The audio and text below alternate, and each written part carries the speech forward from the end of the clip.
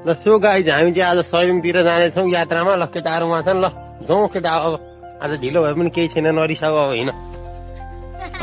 हामी चाहिँ monthly आइपुगिसक्यौँ guys होइन। अब सयलुङ तर्फ पुरै गइन्छ। हामीले तपाईँहरूलाई सम्पूर्ण भिडियोहरू देखाउनेछु म, के कस्तो छ बाटो, कताबाट जाने हो के हो, र सम्पूर्ण जानकारी म दिने नै छु गाइज।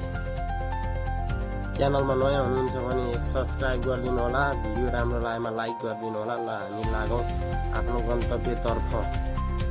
हामी सयलुङतर्फ लागिसक्यौँ। मन्थली बजारको बिहान बिहान यस्तो देखिएको छ।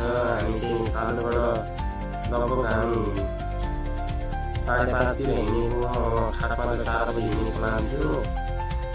अब प्लान अलि मिलेन, कुराकानी अब उनीहरूले छन्न मानेर मलाई त्यतिखेर अब हल्का त्यस्तै पर्यो। हामी अब लागिसक्यौँ। गर्दैछन् साथीले र हामी मन्थलीको आकाशे पुल भएर पुल आइसक्यौँ। मन्थलीको आकाशे पुलबाट यसरी ट्याक्क हामी चाहिँ जान सकिन्छ। वर तर्दा नि भयो, नभए परबाट जाँदा पनि हुन्छ। अब दुईतिरबाट हामीले चाहिँ सर्टकटको लागि चाहिँ वरतिरबाट चाहिँ हाल्यौँ होइन। उताबाट पनि हामीले जान सकिन्छ। अलिकति टाढा हुँदै यो चाहिँ अब यता हामी चनको हुँदै जान खोज्यौँ भने सजिलो पर्छ। प्लासी निस्किनुमा हामी प्लासीबाट रामे छापको मार्ग हुँदै हामी चाहिँ सयलुङ जानेछौँ। सयलुङ त खासमा दोलखामा परे पनि जान चाहिँ रामे छापबाट पनि मिल्यो। तर सयलुङ जाँदाखेरि चाहिँ पहिले हुनुहुन्छ गाइज, सबैजना दोलखातिरबाट जानु होला। रामे छापतिरबाट जाँदाखेरि खासै गतिलो ठाउँ छैन। भन्नाले कस्तो छ भने रामेछापतिरबाट उतापट्टि ग्रेटवाल जसरी बनाएको छ सिडीहरू, यताउता राम्रो भ्यू देख्न पाइन्छ। उतापट्टि फोटोसोटो खिच्ने पनि सबै ठाउँ छ। र यता रामेछापपट्टिबाट जाँदाखेरि चाहिँ छैन।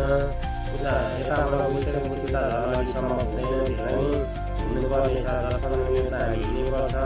उताबाट आउँदाखेरि राम्रो हुन्छ। त्यही भएर सबैजना चाहिँ दोलखाबाट आउनु होला। मैले चाहिँ घुमेर अनुभव गरेर चाहिँ थाहा भएर भएको कुराकानी यसरी थाहा भयो मलाई चाहिँ।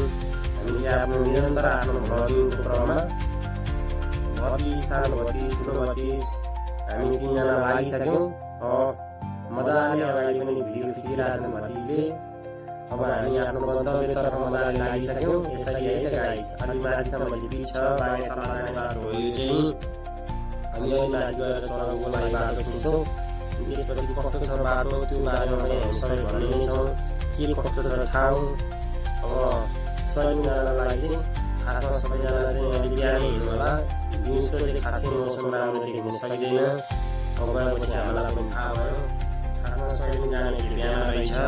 कम्तीमा हामी 8-9 बजीमा पुग्यौँ भने हामीले राम्रो भ्यू देख्न पाउँछौँ। हिम श्रृङ्खलाहरू, पारिपट्टि देख्ने हिमालहरू, यताउता क्लाउड, बादल, मौसम पनि राम्रो त्यतिखेर चाहिँ राम्रो हुन्छ। 11-12 बजी पुग्यो भने चाहिँ खासै देख्न पाइँदैन है त गाइज। अब अलिअलि हुस्सो लागेर बर्बाद बनाउँछ है त।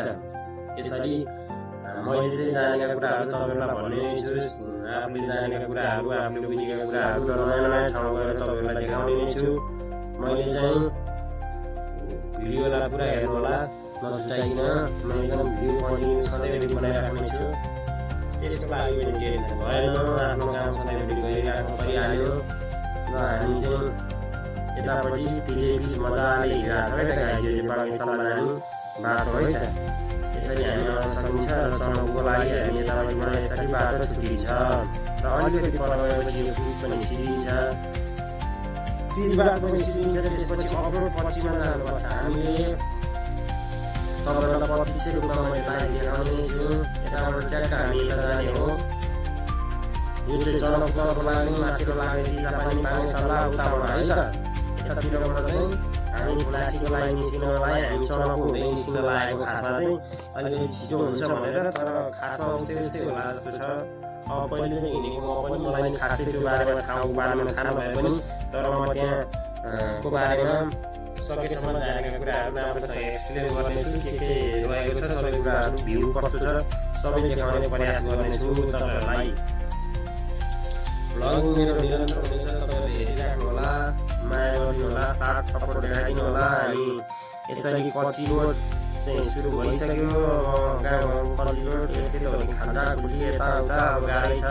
यो पारिपट्टि देखिने चाहिँ पुरानो गाउँ चिसापानी बागेसला भनेको चाहिँ यही गाई ट्याक्क पारिपट्टि देखेको भ्यू चाहिँ राम्रै देखिँदो रहेछ। अब भनौँ न बाइकमा हिँड्दै हिँड्दै खिचेको भिडियो ठिकै आयो।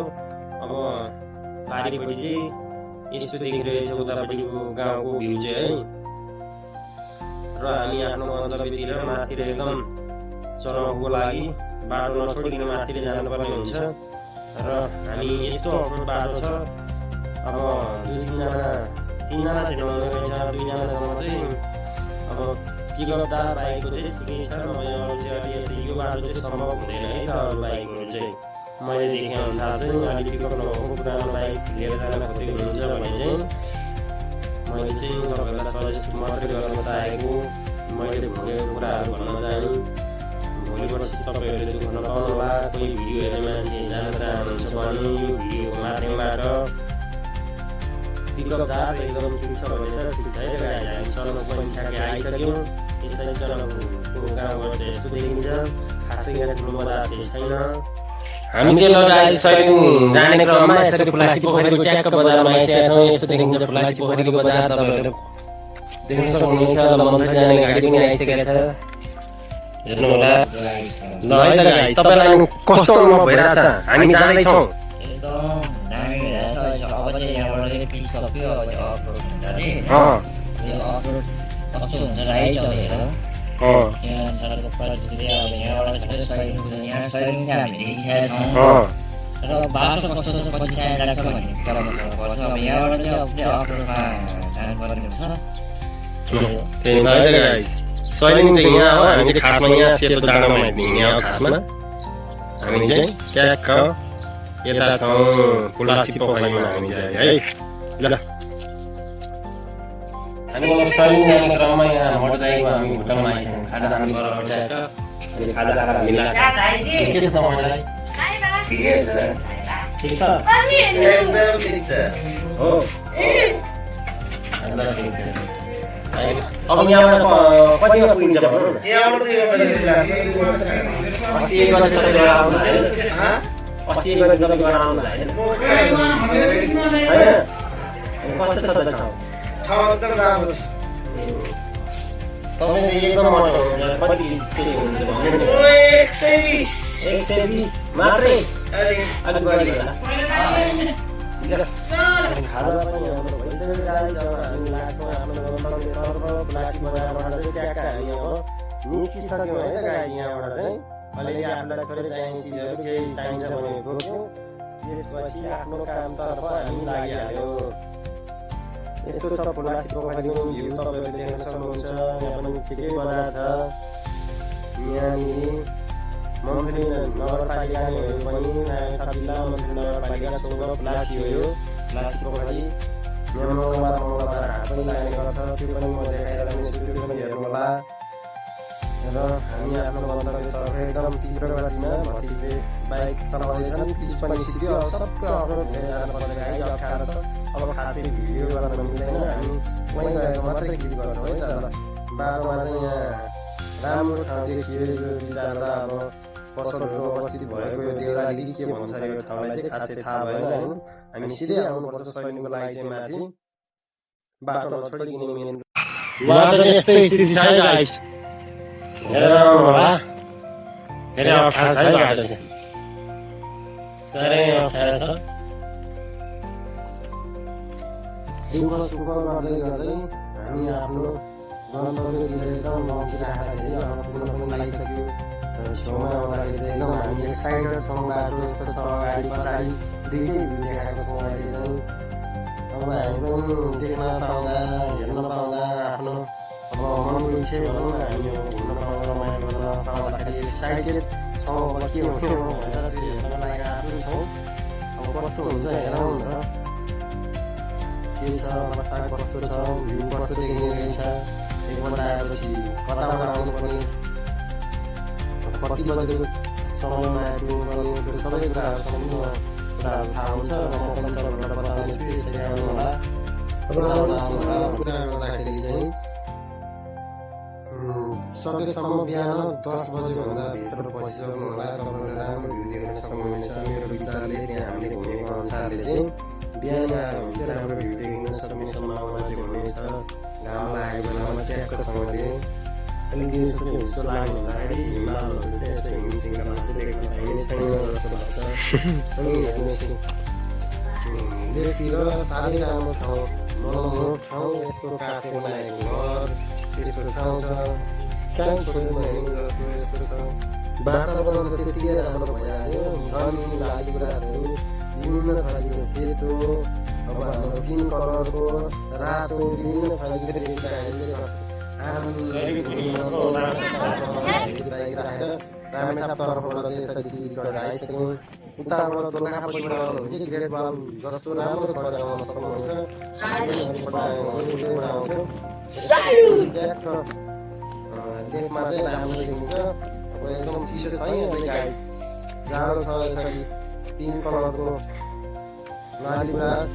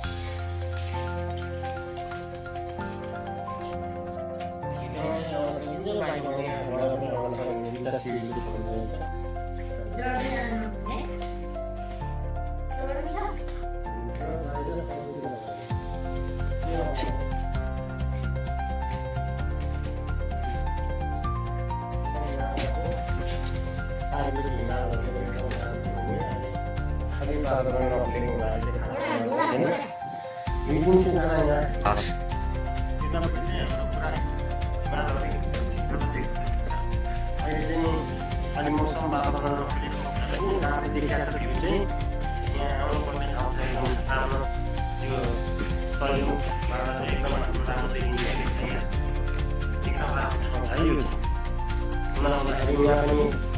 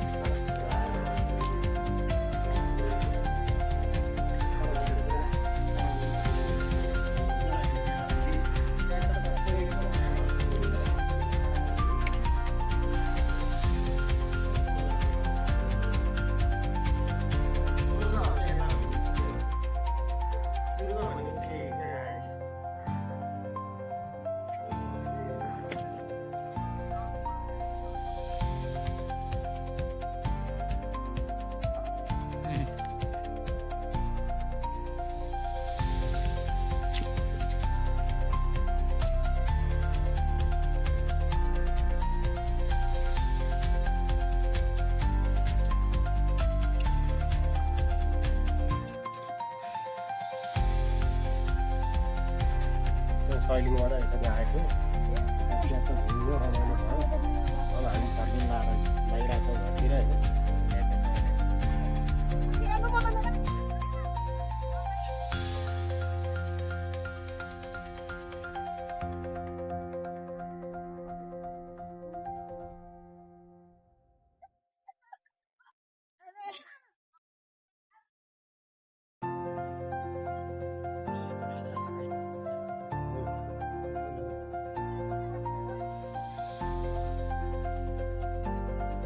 अब हामी आफ्नो गन्तव्यतर्फ लागिसक्यो आफ्नो घरतिर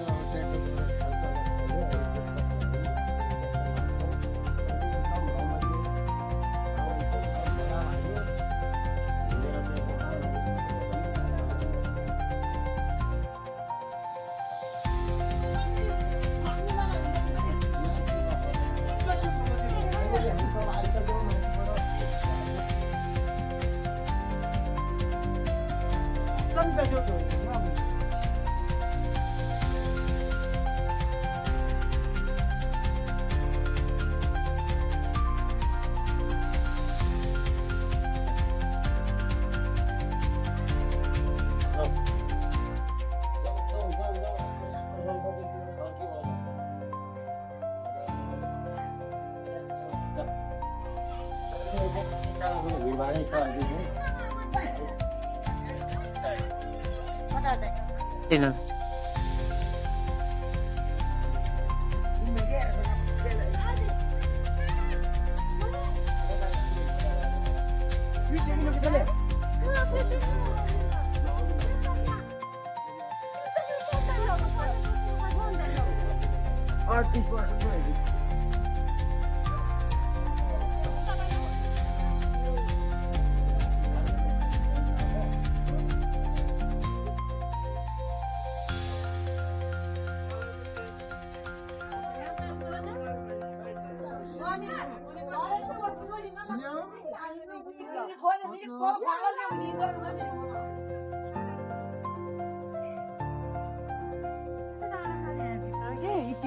चुप्रो चुप्रो खतरा खतरा डाँडा